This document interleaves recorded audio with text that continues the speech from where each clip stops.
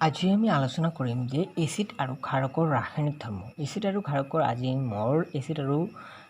বেছৰ যিখিনি পাৰ্ট আছে তাৰ আজি থাৰ্ড ক্লাছ এখন। অৰ্থাৎ ইয়াত আমি আলোচনা কৰিম যে এচিড আৰু ক্ষাৰকৰ ৰাসায়নিক ধৰ্ম। এচিড আৰু ক্ষাৰকৰ ৰাসায়নিক ধৰ্মৰ ভিতৰত যে এচিড আৰু ক্ষাৰ যেতিয়া ধাতুৰ সৈতে বিক্ৰিয়া, অৰ্থাৎ পিৰিয়ডিক টেবুলত ধাতু আৰু অধাতু কেনেকৈ চিনাক্তকৰণ কৰিবা, যিবিলাক গেছ হিচাপে পোৱা যেনে oxygen gas, nitrogen gas, hydrogen gas, এইবিলাক হ'ল হিলিয়াম, নিয়ন, আৰ্গন, ট্ৰিপ্টন, 18 বৰ্গৰ মৌলবিলাক, এই সকলোবিলাক হ'ল কি গেছ, আৰু এইবিলাক হ'ল অধাতু। আৰু বাকী যিবিলাক আছে যেনে লিথিয়াম ধাতু, পটাছিয়াম ধাতু, কেলছিয়াম ধাতু, গতিকে এনেধৰণৰ এইবিলাক সকলোবিলাক কি হ'ল ধাতু। অৰ্থাৎ যেতিয়া আপুনি এচিড আৰু ক্ষাৰকৰ ধাতুৰ সৈতে বিক্ৰিয়া, এচিড আৰু ক্ষাৰকৰ যেতিয়া ধাতুৰ সৈতে বিক্ৰিয়া, ধৰক এচিড আপুনি HCl ল'ব পাৰে। ইয়াত মই লৈছোঁ যে ছালফৰিক এচিড। যেতিয়া আপুনি ছালফৰিক এচিডত যেতিয়া জিংকৰ লগত বিক্ৰিয়া কৰিব, অৰ্থাৎ জিংক হ'ল কি এটা ধাতুৰ লগত যেতিয়া এচিডৰ বিক্ৰিয়া কৰিব, অৰ্থাৎ জিংকে কি কৰিব, ছালফৰিক এচিডৰ পৰা কি কৰিব, ছালফাৰ H2SO4 পৰা SO4 লিব, অৰ্থাৎ প্ৰতিস্থাপন কৰিব। এইটো হ'ল প্ৰতিস্থাপন বিক্ৰিয়া, প্ৰতিস্থাপন কৰি H2 ফৰ্মেশ্যন, অৰ্থাৎ হাইড্ৰজেন, অৰ্থাৎ zinc sulphate plus hydrogen gas. আকৌ এটা যে ছালফৰিক এচিড যেতিয়া ছ'ডিয়ামো ধাতু, লিথিয়ামো ধাতু, আপুনি ইয়াত লিথিয়ামো দিব পাৰে, ইয়াত HCl দিব পাৰে। ইয়াত যেতিয়া ছালফৰিক এচিড যেতিয়া ছ'ডিয়ামৰ লগত বিক্ৰিয়া কৰা হ'ল, তেতিয়া formation sodium sulphate plus hydrogen. ইয়াত আপুনি ছালফৰিক এচিডৰ পৰিৱৰ্তে যদি যিকোনো এচিড দিব পাৰে, ধৰক হাইড্ৰক্লৰিক এচিড প্লাছ ধাতুৰ লগত, ধাতু ধৰক লিথিয়াম, যেতিয়া ইয়াৰ লগত ৰিয়েক্ট কৰা হয় lithium chloride plus H2 gas formation. কিন্তু আপুনি সদায় এটা কথা মনত ৰাখিব লাগিব, এইখন বিক্ৰিয়াত কমপ্লিট সন্তুলন নহয়, কিন্তু ভেলেঞ্চ কৰিব লাগিব। ভেলেঞ্চ কৰাটো আপোনাৰ কাৰণে বাধ্যতামূলক। গতিকে ভেলেঞ্চ নকৰিলে কেতিয়াও আপোনাক মাৰ্কছ নিদিয়ে। গতিকে আপোনাৰ মাষ্ট বি ভেলেঞ্চ কৰিব লাগিবই। ইয়াৰ পিছত হ'ল যে ভেলেঞ্চ যদি কৰিব নোৱাৰে, ভেলেঞ্চ কেমিকেল ৰাসায়নিক যদি ভেলেঞ্চ কৰিব নোৱাৰে, ইয়াৰ আগত মই ভিডিঅ' বনাইছোঁ, সেইবিলাক চালে আপুনি অতি সোনকালে বা অতি সহজ তৰিকাৰে কৰিব পাৰিব। ইয়াৰ পিছত হ'ল দ্বিতীয়খন হ'ল ধাতৱিক কাৰ্বনেট আৰু বা ধাতৱিক হাইড্ৰজেন কাৰ্বনেট যেতিয়া এচিডৰ সৈতে বিক্ৰিয়া কৰে। ধাতৱিক কাৰ্বনেট বা ধাতৱিক হাইড্ৰজেন কাৰ্বনেট এচিড ফৰ্মেশ্যন কৰে লৱণ প্লাছ কাৰ্বন ডাই অক্সাইড প্লাছ পানী। আপোনাক সদায় এইটো মনত ৰাখিবই লাগিব, কাৰণ এইটো মনত ৰাখিলে আপুনি ইয়াৰ উদাহৰণটো আপুনি দিব পাৰিব। অৰ্থাৎ আপুনি যে ধাতৱিক কাৰ্বনেট, ধৰক কেলছিয়াম কাৰ্বনেট দিলে, কেলছিয়াম কাৰ্বনেট যেতিয়া এচিডৰ লগত হাইড্ৰক্লৰিক এচিডৰ লগত ৰিয়েকশ্যন কৰা হ'ল, বা ছ'ডিয়াম ক্লৰাইড, ছ'ডিয়াম সালফেট বা sodium hydroxide plus sodium hydroxide বা HCl দল কেলছিয়াম ক্লৰাইড হ'ল বা কেলছিয়াম হাইড্ৰাইড হৈ গ'ল, বাকীটো ৰৈ গ'ল। গতিকে এনেধৰণৰ বিক্ৰিয়াত আপুনি কৰিব পাৰে, অৰ্থাৎ ধাতৱিক হাইড্ৰজেন বা ধাতৱিক হাইড্ৰজেন কাৰ্বনেটৰ সৈতে বিক্ৰিয়া। ইয়াৰ পিছত ধৰক ধাতৱিক কাৰ্বনেট ধৰক কেলছিয়াম কাৰ্বনেট যেতিয়া ৰিয়েক্ট কৰা হ'ল এচিডৰ লগত H2SO4, আপোনাৰ সদায় মনত ৰাখিব ফৰ্মেশ্যন কি কৰিব, কাৰ্বন ডাই অক্সাইড প্লাছ লৱণ, কেলছিয়াম অৰ্থাৎ লৱণ যিটো হয় কেলছিয়াম সালফেট প্লাছ ৱাটাৰ। গতিকে আপুনি ইয়াত যিকোনো দিব পাৰে, HCl দিব পাৰে, এইটো বেলেগ কৰিব পাৰে। এতিয়া একেবাৰে শেষত যেতিয়া হ'ল ক্ষাৰক আৰু এচিডৰ পৰস্পৰৰ বিক্ৰিয়া। এতিয়া আমি এচিড আৰু ক্ষাৰকৰ মাজত বিক্ৰিয়া কৰিম। এচিড ইয়াৰ আগতে কৈ দিয়া আছে যে ছালফৰিক এচিড বা HCl যিকোনো এচিড হ'ব পাৰে, এচিটিক এচিড হ'ব পাৰে। গতিকে ধৰক হাইড্ৰক্লৰিক হাইড্ৰক্লৰিক এচিড যেতিয়া ৰিয়েক্ট কৰিব, ধৰক পটাছিয়াম হাইড্ৰক্সাইড লৱণৰ লগত, ক্ষাৰকৰ লগত, পটাছিয়াম হাইড্ৰক্সাইড ক্ষাৰ, OH আছে, ইয়াত H পজিটিভ থকাৰ কাৰণে এই হ'ল এচিড, এইটো মনত ৰাখিব। হৈ গ'ল ৰিয়েকশ্যন কৰাৰ পিছত কি হ'ল, ইয়াত কি হয় পটাছিয়াম ক্লৰাইড প্লাছ ৱাটাৰ, অৰ্থাৎ লৱণ প্লাছ ৱাটাৰ ফৰ্মেশ্যন হৈ গ'ল। গতিকে যদি এনেধৰণৰ ৰিয়েকশ্যনবিলাকত ভেলেঞ্চ কৰা নাথাকে, আপোনাৰ মাষ্ট বি ভেলেঞ্চ কৰিব লাগিবই। এইটো ভেলেঞ্চ কৰিব লাগিব, ভেলেঞ্চ নকৰিলে আপোনাক মাৰ্ক নিদিয়ে। ইয়াৰ পিছতে হ'ল যে আপোনাৰ এইখন অধ্যায়ত যিখিনি আটাইতকৈ ইম্পৰ্টেণ্ট আৰু যোৱাৰ পৰা অলপ টেকনিক হিচাপে কোৱেশ্চনবিলাক দিয়ে সেইটো হ'ল আপোনাৰ এচিড ক্ষাৰকৰ সাৰ্বজনীন গুণৰ পৰা দিয়ে যে এচিড ক্ষাৰকৰ আচলতে সাৰ্বজনীন গুণ কি যে আপুনি এচিড বা ক্ষাৰকক যেতিয়া আপুনি ধৰক এটা বিকাৰত কি কৰিলে এটা বিকাৰত আপুনি এচিড দিলে তাৰপিছত আপুনি তাত কিবা কৰ্ক দিলে অৰ্থাৎ কৰ্কৰ সহায়ত মানে ধৰক কৰ্ক মানে কিবা ৰবৰৰ নিচিনা কিবা এটা বিকাৰৰ ভিতৰত থলে তাৰপিছত তাৰ কি বিকাৰটোত কি হ'লে অলপ আপুনি এচিড দিলে এচিড দিয়াৰ পিছত আপুনি এটা বেটাৰী লগাই ধৰক আপুনি 6 ভল্টৰ এটা বেটাৰী লগাই ইয়াৰ মাজতে যেতিয়া বিদ্যুৎ চালিত কৰিব অৰ্থাৎ যেতিয়া ইয়াত কৰ্ক দুটা ঢালি দিয়া হ'ল ইয়াত কি হ'ল বেটাৰী দিয়াৰ পিছত ইয়াত বাল্ব এটা লগোৱা হ'ল আপুনি চাব যে বাল্বে যেটো বাল্বৰ পজিটিভ ইয়াত হ'ল নেগেটিভ এখন হ'ল পজিটিভৰ পৰা কাৰেণ্ট আহে আৰু নেগেটিভ লৈ গতিকে পজিটিভৰ পৰা যেতিয়া কাৰেণ্ট ইয়ালৈ আহিব ইফানে কাৰেণ্টটো পাছ হ'ব বাল্বটো জ্বলিব তেনেহ'লে আপুনি ইয়াত সুইচটো দিয়াৰ পিছত আপুনি ইয়াত কিন্তু হাইড্ৰক্লৰিক এচিড দি দুখন লোৰ মাজত অলপ কি ফাঁক ৰাখিছে অলপ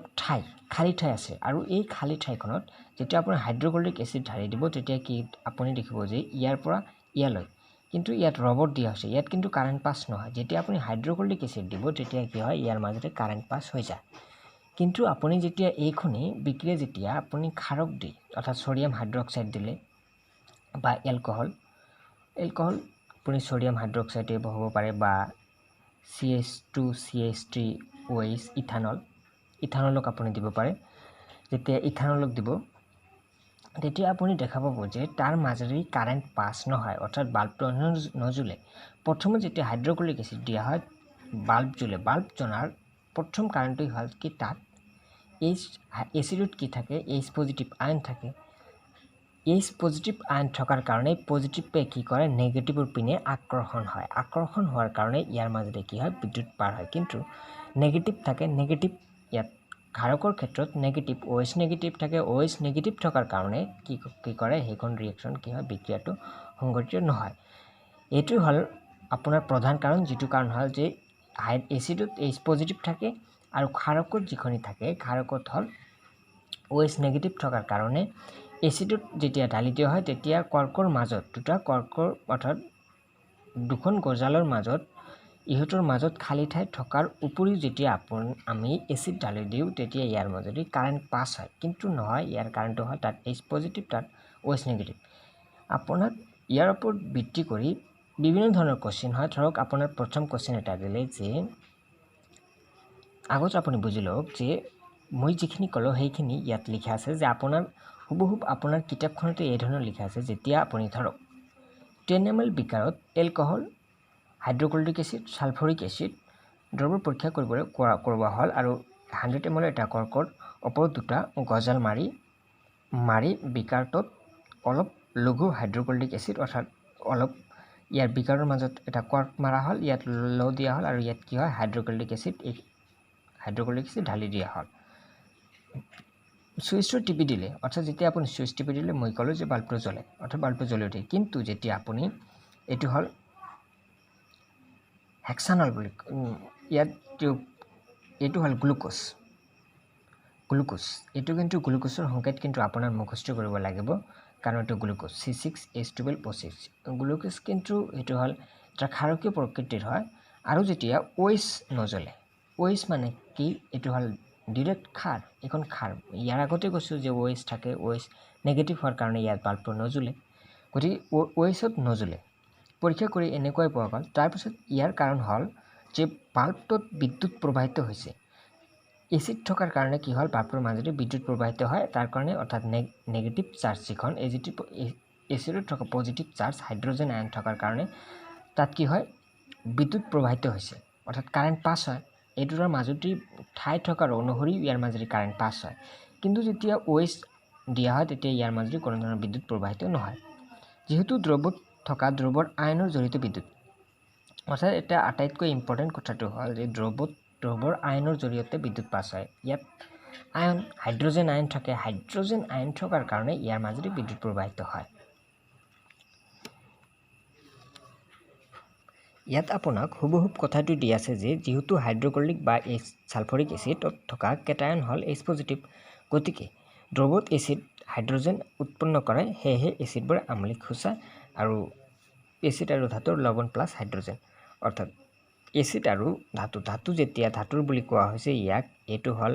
দুটা ল' দিয়া হৈছে, মানে ৰড দিয়া হৈছে। যেতিয়া ৰডৰ মাজেৰে ৰিয়েকশ্যন কৰা হয় তেতিয়া ফৰ্মেশ্যন কৰে, লৱণ ফৰ্মেশ্যন কৰে আৰু হাইড্ৰজেন আয়ন ফৰ্মেশ্যন কৰে। হাইড্ৰজেন আয়ন আৰু লৱণ ফৰ্মেশ্যন কৰাৰ কাৰণে ইয়াৰ মাজেৰে হাইড্ৰজেন আয়ন হ'ল এটা কেটায়ন পাল, কেটায়ন থকাৰ কাৰণে ইয়াৰ মাজেৰে বিদ্যুৎ প্ৰবাহিত হ'ল। কিন্তু OHৰ ক্ষেত্ৰত, ক্ষাৰকৰ ক্ষেত্ৰত এনেকুৱা প্ৰকৃতিৰ নহয়, যিটোৰ কাৰণে আমাৰ ইয়াৰ মাজতে হাইড্ৰজেন আয়নৰ কাৰণে হাইড্ৰজেন আয়ন কি হ'ল ইয়াৰ মাজেৰে বিদ্যুৎ প্ৰবাহিত নহয় OH থকাৰ কাৰণে। গতিকে আপোনাক পৰীক্ষাত ভালদৰে মন দিব যে আপোনাৰ পৰীক্ষাত হৈ দিব যে দ্ৰৱত যি HCl বা ছালফৰিক এচিডত H পজিটিভ থকাৰ কাৰণে বা এইটো নিদিব পাৰে যে দ্ৰৱত HCl বা হাইড্ৰক্লৰিক এচিডৰ মাজৰ পৰীক্ষাৰ সহায়ত যেতিয়া পৰীক্ষা কৰা হয় HCl আৰু হাইড্ৰক্লৰিক এচিডৰ মাজেৰে পৰীক্ষা কৰিলে তাৰ মাজেৰে কি হয় বিদ্যুৎ প্ৰবাহিত হয় হাইড্ৰক্লৰিক এচিড ঢালি দি যেতিয়া পৰীক্ষা কৰিব। কিন্তু এলকহল বা গ্লুক'জৰ ক্ষেত্ৰত এনেকুৱা প্ৰকৃতিৰ নহয় কিয়? ইয়াত আহিব যে ধৰা হ'ল আপোনাক এটা পৰীক্ষা দিয়া হ'ল আৰু পৰীক্ষাত HCl আৰু হাইড্ৰক্লৰিক এচিড যেতিয়া দিয়া হ'ল তেতিয়াও বাল্বখন জ্বলিলে, তাৰ মাজেৰে বিদ্যুৎ, কিন্তু ক্ষাৰকত OH আয়ন থকা অনুসৰিও আৰু গ্লুক'জত থকা অনুসৰি ইহঁতৰ মাজেৰে কিয় বিদ্যুৎ প্ৰবাহিত নহ'ল? ইয়াৰ প্ৰথম কাৰণটোৱে হ'ল যে যেতিয়া ৰিয়েকশ্যন কৰা হয় এচিড ধাতুৰ লৱণ প্লাছ হাইড্ৰজেন আয়ন কেটায়ন থকাৰ কাৰণে ইয়াৰ মাজেৰে বিদ্যুৎ প্ৰবাহিত। ইয়াৰ ওপৰত ভিত্তি কৰি আপোনাৰ যিখন অনুশীলনীত এইখন 3 ধৰণৰ কোৱেশ্চন দিয়া আছে। ইয়াৰ ওপৰত ভিত্তি কৰি আপুনি কোৱেশ্চনটো 10 নম্বৰ কোৱেশ্চন হ'ব পাৰে, অৰ্থাৎ আপোনাৰ অনুশীলনী যিটো ডাঙৰ কোৱেশ্চন হয় সেইটো হয়, ইয়াৰ উত্তৰটো হ'ল এইটোৱে। য'ত আপুনি চাব যে বিদ্যুতৰ কথা আছে কোৱেশ্চনত, সেইটোৱে হ'ল আপোনাৰ এইখিনি কোৱেশ্চন, অৰ্থাৎ ইয়াৰ পৰাই আপোনাৰ কোৱেশ্চন আহিব। 5 নম্বৰ থাকিব পাৰে, যেতিয়া আপুনি এচিড আৰু ধাতুৰ মাজত যেতিয়া বিক্ৰিয়া কৰিবলৈ দিয়ে তেতিয়া তাৰ ওপৰত কি হয় হাইড্ৰজেন বা কেটায়ন উৎপন্ন কৰে। কিন্তু যেতিয়া আপুনি ক্ষাৰকৰ উপস্থিতিত জিংকক বিক্ৰিয়া কৰিব, ধাতুত বিক্ৰিয়া কৰা হয়, তেতিয়া ইয়াৰ মাজেৰে, অৰ্থাৎ আমি যিটো ল' দিয়া আছিলোঁ, ল' হ'ল ধাতুৰ লগত কোনো ধৰণৰ বিক্ৰিয়া কৰি কোনো ধৰণৰ কেটায়ন বা হাইড্ৰজেন আয়ন উৎপন্ন কৰে, যাৰ উৎপন্ন নকৰাৰ কাৰণে আমাৰ ইয়াৰ মাজেৰে বিদ্যুৎ প্ৰবাহিত নহয়, বিকাৰটোৰ মাজেৰে বিদ্যুৎ প্ৰবাহিত নহয়। অৰ্থাৎ এই বিকাৰখনৰ মাজেৰে হাইড্ৰজেন আয়ন উৎপন্ন নকৰাৰ কাৰণে ইয়াত কি হয় বিদ্যুৎ প্ৰবাহিত নহয়, যাৰ কাৰণে বাল্বখন নজ্বলে। ইয়াৰ ওপৰত ভিত্তি কৰি এচিডৰ সাৰ্বজনীন গুণ বহুতো ইম্পৰ্টেণ্ট হয়, আৰু ইয়াৰ ওপৰত ভিত্তি কৰি প্ৰশ্নাৱলীত কিছুমান প্ৰশ্ন দিয়া আছে যিখিনি আপোনাৰ পৰীক্ষাৰ কাৰণে বহুত বাধ্যতামূলক হয়। গতিকে এচিড আৰু ক্ষাৰকৰ যিখিনি সাৰ্বজনীন গুণ, তাৰ পৰা আমাৰ যিখিনি আহিছে সেইখিনি হ'ল, প্ৰথম যিটো হ'ল এলকহল আৰু গ্লুক'জৰ দৰে যৌগবোৰত হাইড্ৰজেন আয়ন থাকে, কিন্তু ইহঁতে এচিড হিচাপে শ্ৰেণীবিভক্ত হোৱা নাই। ইয়াক প্ৰমাণ কৰিবলৈ এটা পৰীক্ষা বৰ্ণনা কৰা, অৰ্থাৎ এইখনে যিটো কোৱেশ্চন দিয়া আছে আৰু ইয়াৰ আগত যিখিনি মই পঢ়াইলোঁ এচিড কাৰ্বনৰ সাৰ্বজনীন গুণ, সেইটো আৰু এইটো একেবাৰে হুবহুব, গতিকে সেইটো লিখিলেই হৈ যায়। তাৰপিছত হ'ল যে পানীত বিদ্যুৎ সৰবৰাহ নকৰে কিন্তু বৰষুণৰ পানী